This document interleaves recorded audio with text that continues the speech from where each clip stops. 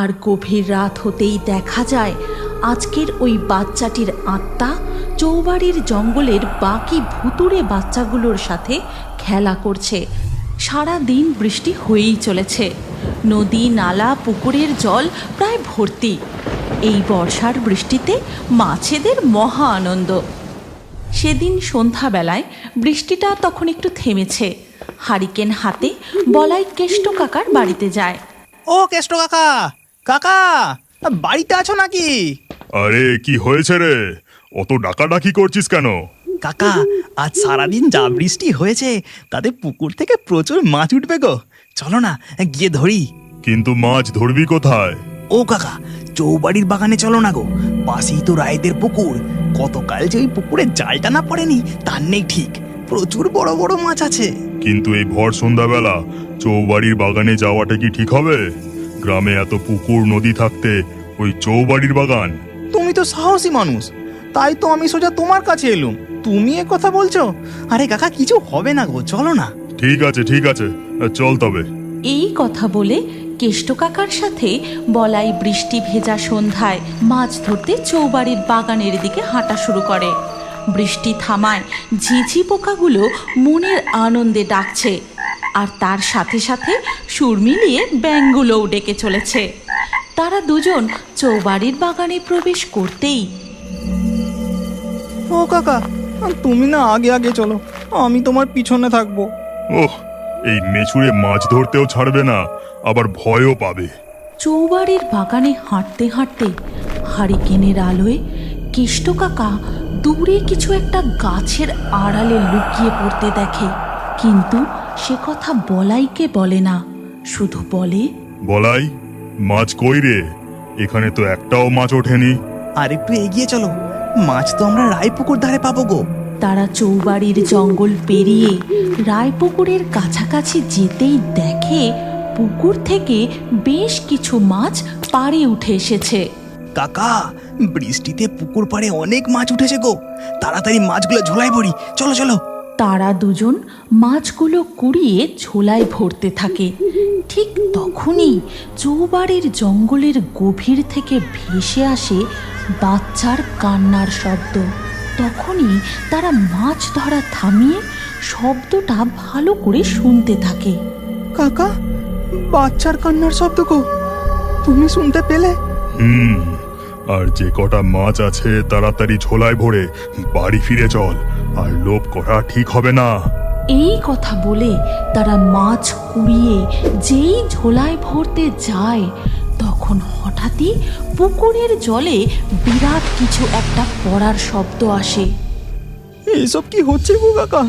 পুকুরের জল থেকে এত জোরে যে আওয়াজ এলো, কিন্তু জল তো একটুও নড়ছে না। আর কোনো দিকে তাকাবি না, মনে হয় আশেপাশেই তারা আছে। এই তুই একটা মাছ কুড়িয়ে তাড়াতাড়ি চল এখান থেকে। তারা মাছ ঝোলায় ভরে চৌবাড়ির জঙ্গল দিয়ে ফিরতে থাকে।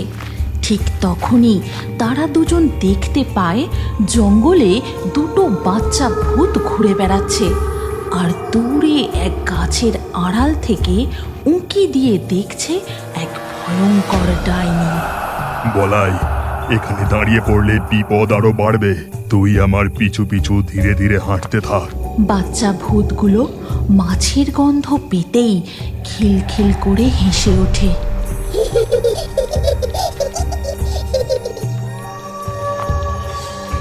তারপরেই বাচ্চা ভূতগুলো তাদের দিকে এগিয়ে আসে। তখনই কেষ্ট কাকা বুদ্ধি করে একটা মাছ বাচ্চা ভূতগুলোর দিকে ছুঁড়ে দেয়। কাকা আমরা আজ বেঁচে বাড়ি ফিরতে পারবো তো? বাচ্চা ভূতগুলো এখন মাছ খেতে ব্যস্ত, তাড়াতাড়ি চল এখান থেকে। এই কথা বলে তারা দু পা এগোতেই তাদের সামনে বেরিয়ে আসে ওই ভয়ঙ্কর ডাইনি। সব মাছ তোরাই নিয়ে যাবি, আমায় দিবি না? এই দেখে কেষ্ট আর বলাই, পালারে বলাই, এখানে আর এক মুহূর্ত নয়, পালা। তাদের ঝোলা সেখানেই ফেলে রেখে কোনো রকমে দৌড়ে তারা চৌবাড়ির জঙ্গল থেকে বেরিয়ে আসে। আজ খুব বাঁচান বেঁচেছি কাকা। ওই বাচ্চা পোতা চৌবাড়ির জঙ্গলে আমাদের যাওয়া উচিত হয়নি, তোমার কথাই শোনা উচিত ছিল। এর পরের দিন সকালে, কই গো শুনছ, বাচ্চাটার যে খুব জ্বর, কালকে সারা রাত কেঁদেছে, একটুও ঘুমোয়নি। একবার ডাক্তারের কাছে নিয়ে গেলে হতো না? এমন জ্বর সব বাচ্চার হয়, অত ডাক্তারের কাছে নিয়ে যেতে হবে না, ও ঠিক সেরে যাবে। এই কথা বলে দীপক কাজে বেরিয়ে যায়। দুপুরবেলা বাচ্চাটির আরও জ্বর আসে। বাচ্চাটি খুব কাঁদতে থাকে। তার মা তাকে কিছুতেই থামাতে পারে না। মেয়েটা সারা দিন রাত কেঁদেই চলেছে, একটু চুপ করাতে পারো না? মা, ওর জ্বর একটুও কমছে না, মনে হয় ওর খুব কষ্ট হচ্ছে। শিশু তো মুখে বলতে পারছে না, তাই কেঁদেই চলেছে। একবার ডাক্তার দেখিয়ে ওষুধ খাওয়ালে জ্বরটা কমে যেত। মা, আমি কি ছেলে মানুষ করিনি নাকি? অমন জ্বর আমার ছেলে মেয়েদেরও হতো, ও জ্বর এমনি ঠিক হয়ে যাবে। তুমি এখন ওকে পেট ভরে খাইয়ে দাও, দেখবে কান্না থেমে যাবে। কবিতা তার বাচ্চাকে নিয়ে কি করবে কিছুই বুঝে উঠতে পারছে না। শাশুড়ি মায়ের কথা মতো তার বাচ্চাকে খাওয়ানোর চেষ্টা করে, কিন্তু সে একটুও খেতে চাইছে না। এই দেখে কবিতার শাশুড়ি, তুমি কেমন করে বাচ্চা মানুষ করবে কে জানে, ঠিক করে খাওয়াতে পর্যন্ত পারো না? দাও দাও দেখি, আমি খাইয়ে দিই। কবিতার শাশুড়ি তার বাচ্চাকে কোলে নিয়ে একটু জোর করেই খাওয়ানোর চেষ্টা করে, আর ঠিক সেই মুহূর্তেই খাবার বাচ্চাটির গলায় আটকে যায়। এ কি মা, আমার মেয়ে ওই রকম করছে কেন? ওর মনে হয় খুব কষ্ট হচ্ছে, ওর খুব কষ্ট হচ্ছে। বাচ্চাটির মুখ থেকে একটুও কান্নার শব্দ বের হয় না। সে ধীরে ধীরে নেতিয়ে পড়ে। এ কি হলো আমার সোনা মায়ের? এ কি হলো? ও কাঁদছে না কেন? ও চোখ খুলছে না কেন? কি হলো ওর? ওর কি হলো? কবিতার কান্নাকাটির আওয়াজ শুনে তাদের বাড়িতে কিছু প্রতিবেশী ছুটে আসে। অবশেষে বৈদ্যকে ডেকে নিয়ে আসা হয়। বৈদ্যমশাই বাচ্চাটিকে ভালো করে দেখেন, তারপর বলেন, না, বাচ্চাটা আর নেই। জ্বরের কারণে খেতে না পেরে দম আটকে মারা গেছে। এই কথা শুনে কবিতা কান্নায় ভেঙে পড়ে। দীপকও ততক্ষণে খবর পেয়ে বাড়ি ফিরে এসেছে। আমার মেয়েরে কি হয়ে গেল? কবিতা, আমি কেন যে তোমার কথা শুনলাম না, কেন শুনলাম না? একবার যদি ডাক্তার দেখিয়ে নিতাম, তাহলে এই দিনটা আজকে দেখতে হতো না। হায় হায় হায় হায় হায়। আর কেঁদে কি হবে দীপক? যা হবার তা হয়ে গেছে। অনেকটা বেলাও হয়েছে, এরপর সন্ধ্যা হয়ে যাবে। আলো থাকতে থাকতে ওকে চৌবাড়ির জঙ্গলে নিয়ে গিয়ে সমস্ত কাজ সম্পন্ন করতে হবে যে। এরপর সাদা কাপড়ে মুড়ে বাচ্চাটিকে চৌবাড়ির জঙ্গলে নিয়ে যাওয়া হয়। শিশুরা মারা গেলে তাদের দাহ না করে এই চৌবাড়ির জঙ্গলেই সমাধি দেওয়া হয়। দীপক, এবার বাচ্চাটিকে তুই শুইয়ে দিয়ে এক মুঠো মাটি দে। আমার বুকটা ফেটে যাচ্ছে কেষ্টদা। আমার ভুলে এ কত বড় ক্ষতি হয়ে গেল। এ আমি কি করে ফেললাম, আমি কি করে ফেললাম? কাঁদিস না, এবার বাড়ি ফিরে চল। সন্ধ্যা হয়ে আসছে, আমাদের এখানে থাকা আর ঠিক হবে না। এরপর চৌবাড়ির জঙ্গল থেকে বেরিয়ে সবাই যে যার বাড়ি ফিরে যায়। আর গভীর রাত হতেই দেখা যায় আজকের ওই বাচ্চাটির আত্মা চৌবাড়ির জঙ্গলের বাকি ভুতুড়ে বাচ্চাগুলোর সাথে খেলা করছে, আর পাশে বসে তাদের খেলা দেখছে এক ডাইনি। তাকে সমাধি থেকে বের করে আনলেই সে তাকে আবার মা বলে ডাকবে। তাই ধীরে ধীরে সে তার ছেলের মৃতদেহটা তুলে আনে। রামচন্দ্রপুর গ্রামে এক মধ্যবিত্ত পরিবারে পলাশ ও অমর, এই দুই ভাই তাদের স্ত্রী ও ছেলে মেয়েদের নিয়ে বসবাস করত। পলাশ ও প্রমীলার একমাত্র ছেলে তাতান। অমর ও অর্পিতার 3 বছরের একটি ছোট্ট মেয়ে ছিল, নাম তুলি। তারা সবাই মিলে বেশ সুখে শান্তিতেই বসবাস করছিল। একদিন সকাল থেকে ঝিমঝিম করে বৃষ্টি পড়ছে। তখন তুলি মা, এই সব দুধটা ঢক ঢক করে খেয়ে নাও, খেয়ে দাদার সাথে গিয়ে তুমি খেলো। না মা, আমি দুধ খাবো না, দুধ খেতে একদম ভালো লাগে না। না তুলি, তা বললে কি করে হবে? তুমি আমার সোনা মেয়ে না, দুধটা খেয়ে নাও। এই কথা বলে অর্পিতা তুলিকে দুধটা খাইয়ে দেয়। তারপর তুলি খেলবে বলে তাতানের ঘরের দিকে যায়। তাতান তখন বসে বসে কাগজের নৌকা বানাচ্ছিল। দাদা, এই দাদা, তুই কি বানাচ্ছিস রে? বনু, এই দেখ আমি কি সুন্দর কাগজের নৌকা বানিয়েছি।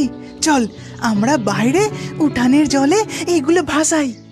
এই কথা বলে দুই ভাই বোন মিলে বাইরের উঠোনে জমে থাকা জলের মধ্যে কাগজের নৌকোগুলো ছেড়ে দেয়। এই দাদা, এখানে তো নৌকোগুলো চলছেই না। হ্যাঁ রে বনু, এখানে তো বেশি জল নেই। চল বনু, আমরা বাড়ির পিছনের ওই পুকুরটায় যাই, ওখানে এই নৌকাগুলো ভালো ভাসবে। কিন্তু দাদা, মা আর জেঠিমণি জানলে তো খুব বকবে। আরে কিচ্ছু হবে না, তুই চল না। এরপর দুই ভাই বোন মিলে তাদের বাড়ির পিছনের পুকুরটাতে যায় এবং তুলিকে পাড়ে দাঁড় করিয়ে রেখে তাতান ঘাটে একটু নিচে নেমে তুলির দিকে তাকিয়ে বলে, বনু, তুই ওখানে চুপটি করে দাঁড়া, একদম এদিকে আসবি না, এলে পড়ে যাবি কিন্তু। তুই ওখান থেকে দাঁড়িয়ে দাঁড়িয়ে দেখ, আমি নৌকাগুলো জলে ছেড়ে দিই। এই কথা বলে তাতান কাগজের নৌকোগুলো যেই জলে ভাসাতে যায় অমনি হঠাৎ পা পিছলে পুকুরের অথই জলে পড়ে যায়। বাঁচাও, বাঁচাও, বাঁচাও, বাঁচাও। এই দাদা, তোর কি হলো?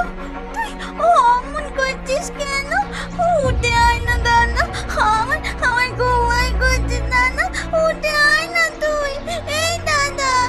কিন্তু তাতান হাবুডুবু খেতে খেতে ধীরে ধীরে অতই জলে তলিয়ে যায়। দাদা উঠে আসছে না দেখে তুলি খুব ভয় পেয়ে যায়। এই দাদা, তুই কোথায় গেলি? উঠে আসছিস না কেন? আমার খুব ভয় করছে দাদা। মার জেঠিমণি তো আমাকে খুব বকবে।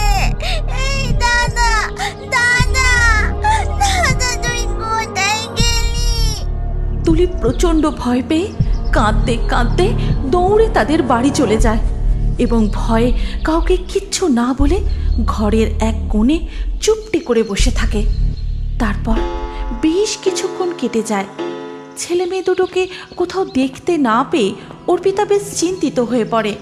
তখন দিদি ভাই, ও দিদি ভাই, তাতান আর তুলিকে কোথাও দেখেছো? সেই সকালবেলা দুটোকে খেলতে দেখেছিলাম, এত বেলা হয়ে গেল, কোথায় যে গেল দুটোতে? কোথায় আর যাবে, দেখ হয়তো বাগানে খেলা করছে। না গো দিদি ভাই, আমি তো বাগানেও দেখে এলাম, ওখানেও নেই। তারপর দুই যা মিলে গোটা বাড়িতে তাতান ও তুলিকে খুঁজে বেড়ায়, কিন্তু কোথাও দেখতে পায় না। বেশ অনেকটা সময় কেটে যায়। খবর পেয়ে পলাশ ও অমরও বাড়ি ফিরে আসে।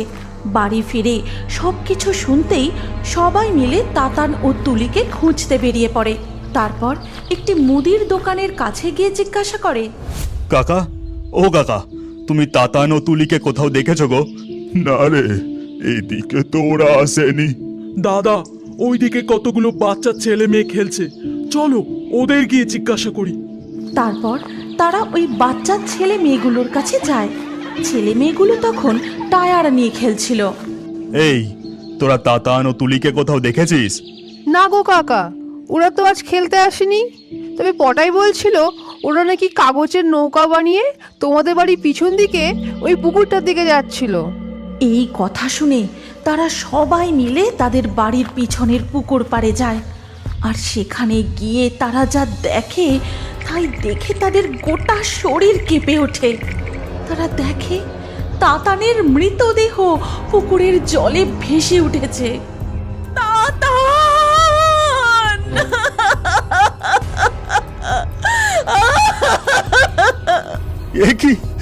কি সর্বনাশ হলো আমাদের, কি সর্বনাশ হলো। তারা সবাই পুকুর পাড়ে কান্নায় ভেঙে পড়ে। তাদের চিৎকার শুনে গ্রামের সব লোক জড়ো হয়ে যায় এবং তাতানের মৃতদেহটা জল থেকে তুলে নিয়ে গিয়ে তাদের উঠানে শুইয়ে দেয়। দাদান, উঠে বস বাবা, চোখ খোল সোনা। কিচ্ছু হয়নি, কিচ্ছু হয়নি ওর, কিচ্ছু হয়নি।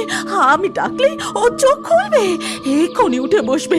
চোখ খোল সোনা, ভাত খেতে হবে, অনেক দেরি হয়ে গেছে বাবা। ওঠ ওঠ দাদান, ওঠ। দিদিভাই সামলাও তুমি নিজেকে। আমাদের তাতান যে আর নেই, আর কোনো দিন চোখ খুলবে না আমাদের তাতান। চুপ, একদম চুপ, কিচ্ছু হয়নি ওর, কিচ্ছু হয়নি। তখন গ্রামের একজন লোক পাশ থেকে বলে, না না, আমাদের আর দেরি করাটা ঠিক হবে না। সন্ধি হওয়ার আগে আমাদের সব কাজ মিটিয়ে ফেলতে হবে। চলো চলো, এবার ছেলেটাকে চৌবাড়ির বাগানের দিকে নিয়ে যাই। তারপর গ্রামের সবাই মিলে তাতানকে তুলে নিয়ে চৌবাড়ির বাগানের দিকে যায়। ওকে কোথায় নিয়ে যাচ্ছ? নিয়ে যেও না ওকে, ওর কিচ্ছু হয়নি, কিচ্ছু হয়নি, ওর কিচ্ছু হয়নি। প্রমীলা পাগলের মতো কাঁদতে থাকে। ঠিক তখন সবার কান্না শুনে তুলি বাইরে বেরিয়ে আসে। তোমরা দাদাকে কোথায় নিয়ে যাচ্ছ? নিয়ে যেও না দাদাকে। এই দাদা, দাদা আমি কাঁচাতে খেলবো, তোমরা নিয়ে যেও না দাদাকে। সবাই মিলে চৌবাড়ির বাগানে বাচ্চা ছেলেটির সমাধি দেওয়ার শেষকৃত্য সম্পন্ন করে। এই চৌবাড়ির বাগানে শুধু মৃত শিশুদেরই সমাধি দেওয়ার জন্য আনা হয়। এদিকে প্রমীলা ছেলের শোকে সারা দিন কান্নাকাটি করে। খাওয়া দাওয়া বন্ধ করে সে শয্যাশায়ী হয়ে পড়ে এবং কিছুদিনের মধ্যে সেও মারা যায়। তাদের বাড়িতে এক দীর্ঘ শোকের ছায়া নেমে আসে। এমনই একদিন, তোর কিচ্ছু হয়নি বাবা, তোর কিচ্ছু হয়নি, এক্ষুনি তোর মা তোকে এখান থেকে তুলে নেবে, তোকে সুস্থ করে দেবে এক্ষুনি, এই দেখ বাবা, এক্ষুনি। এই কথা বলে প্রমীলার আত্মা মাটি সরাতে থাকে। সে ভাবে তার ছেলে এখনো জীবিত, তাকে সমাধি থেকে বের করে আনলেই সে তাকে আবার মা বলে ডাকবে। তাই ধীরে ধীরে সে তার ছেলের মৃতদেহটা তুলে আনে, তাকে জড়িয়ে ধরে আদর করে, চিৎকার করে ডাকে, কিন্তু তাতান আর জেগে ওঠে না।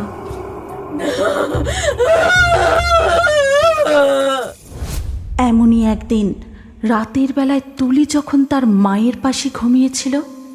বনু, এই বনু, বনু। দাদা, তুই এসেছিস, কিন্তু এত রাতে তুই কোথা থেকে এলি? আর এতদিন তুই কোথায় ছিলিস? এই তো চৌবাড়ির বাগানে। আয়, এখানে আয়, আমরা দুজন খেলবো, খুব মজা হবে। কিন্তু এত রাতে গেলে তো মা বকবে। আরে কিচ্ছু হবে না, আয় না, ওখানে আমার মাও আছে। ঠিক তখনই তাতানের আত্মা সেখান থেকে দৌড়ে পালিয়ে যায়। দাদা, জেঠিমনিও তোর সাথে আছে? হে দাদা, তুই কোথায় গেলি? দাঁড়া দাঁড়া দাদা। তুলিও তখন উঠে তাতানের পিছু পিছু যেতে থাকে। তখনই অর্পিতারও ঘুম ভেঙে যায়। তুলি, এই তুলি, কোথায় যাচ্ছিস তুই? দাঁড়া দাঁড়া বলছি। মা, দাদা আমাকে খেলতে ডাকছে চৌবাড়ির বাগানে, ওখানে নাকি জেঠিমনিও আছে। তুলির মুখে এই সব কথা শুনে অর্পিতার হাড় হিম হয়ে যায়। সে ভয়ে তুলিকে জড়িয়ে ধরে। কেউ নেই, কেউ কোথাও নেই, তুই কোথাও যাবি না, তুই সব সময় আমার কাছে থাকবি। তারা যে তোকে খুব ভালোবাসতো মা, তাই যে ওরা তোকেও টানছে। এই রকম গ্রামের অনেকেই রাতের বেলায় ওই চৌবাড়ির বাগানে এক মা আর তার ছেলেকে ঘুরতে দেখে। কখনো তারা কাঁদে, আবার কখনো ছেলেটি মাকে জড়িয়ে ধরে খিলখিলিয়ে হাসতে থাকে। তুমি কি এখনো বড় হয়ে কার্টুন দেখতে ভালোবাসো? তাহলে তোমার নাম ও বয়স কমেন্টে জানাও। আর আগের ভিডিও থেকে লাকি ড্রয়ে নির্বাচিত নামগুলি হলো তাসনিম, মনিরুল, রাখি, হৃদয়, অঙ্কিতা, শ্রাবণী, তারা, রবিউল, শাহানুর, সুদীপ্ত, তারক, হেলাল, সৈফুল, রবি, পিকু। যে সকল দর্শক আমাদের চ্যানেল সাবস্ক্রাইব করে তারপরে কমেন্টে নাম লিখেছেন, আমাদের পরবর্তী ভিডিওতে তাদের নাম বাছাই করা হবে। তাই ফেয়ারি টুনস ইউটিউব চ্যানেল অবশ্যই সাবস্ক্রাইব করবেন এবং স্ক্রিনের উপরে আসা আমাদের পরবর্তী গল্পটিও দেখুন। তাতেও আপনার নাম থাকতে পারে, না থাকলে আবারও আপনার নাম পরবর্তী ভিডিওতে লিখে দিন। কি ভাবছেন? তাড়াতাড়ি ক্লিক করে দেখুন।